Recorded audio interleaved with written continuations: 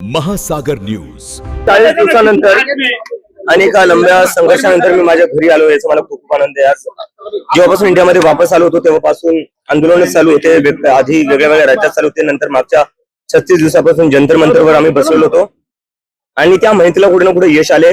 देशातल्या सगळ्या विद्यार्थ्यांचा विजय झालेला आहे, त्याबद्दल खूप आनंद आहे। आणि आज जवळपास 40 दिवसानंतर घरी येतोय, आई वडिलांना भेटतोय याचा मला खूप आनंद आहे। आणि दुसरी गोष्ट ही महत्वाची की जी सरकार आहे, सरकारने सुधारावं।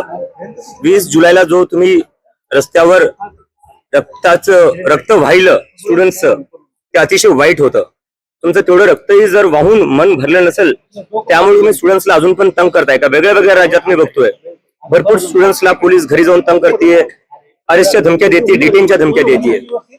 ते स्टुडंट्स का आतंकवादी नाहीये, ते आपल्या देशाचं भविष्य आहे। आपल्या देशाच्या भविष्याला जर या सरकारला असंच तंग करायचं असेल तर ह्या स्टुडंट्सनी आता फक्त धर्मेंद्र प्रधानचा राजीनामा घेतलाय, उद्या जाऊन ते सरकारी बदलतील जर ही सरकार आता लाईनीवर आली नाही तर। धन्यवाद।